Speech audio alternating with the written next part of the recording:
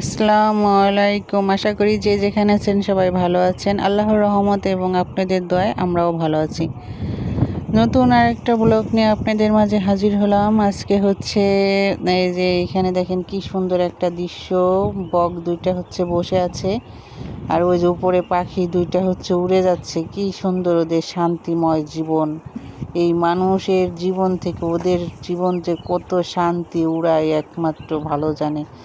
কোনো চিন্তা নাই, ভাবনা নাই, আকাশে ডানা মেলে উড়ে বেড়াচ্ছে আর হচ্ছে যা পায় তাই খাচ্ছে।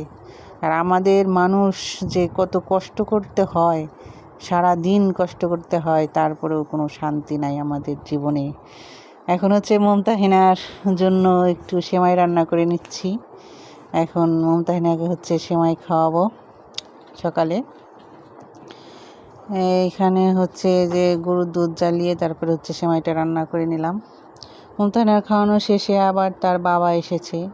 তার বাবা হচ্ছে পুদিনা পাতা এনেছে অনেক দিন ধরেই, শরবত বানাই দিতে হবে তাকে, কিন্তু আমি অলসতার জন্য হচ্ছে তাকে বানিয়ে দেই না।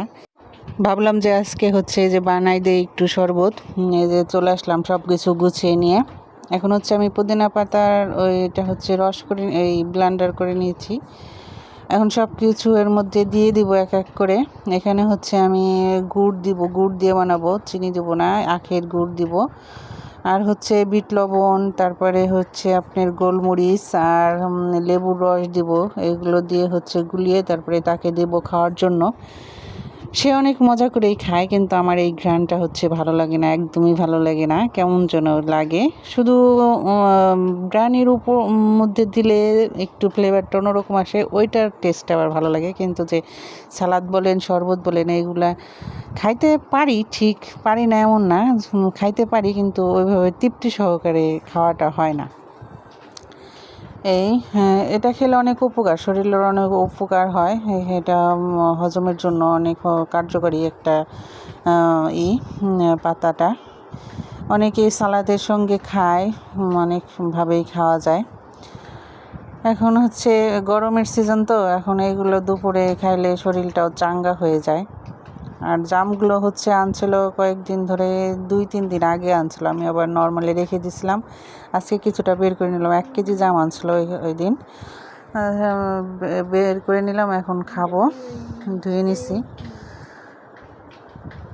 এখানে ঠান্ডা পানি মিক্স করে দিচ্ছি। আর হচ্ছে এত ব্যস্ত থাকি, সময় পাই না আসলে একটা এক্সট্রা জিনিস যে করব ওইভাবে হয় না, ব্যস্ততম কারণে। কারণ মুমতাহিনাকে কয়েকবার খাওয়ানো, তারপরে মুস্তাকিমকে পড়ানো, খাওয়াই দিতে হয় এখনও আমার বাচ্চাটাকে।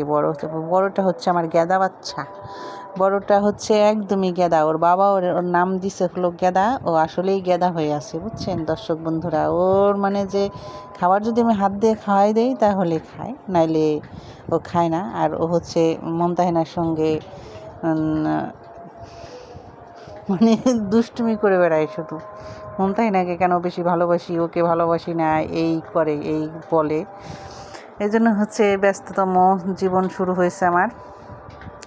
আশা করি আজকের ভিডিওটা হচ্ছে আপনাদের কাছে অনেক অনেক ভালো লাগবে। আর ভালো লাগলে অবশ্যই লাইক দিবেন, লাইক দিতে ভুলবেন না। আর আমার চ্যানেলটা যদি নতুন দেখে থাকেন অবশ্যই সাবস্ক্রাইব করবেন। আজকের মতো এখানেই শেষ করছি। আল্লাহ হাফেজ।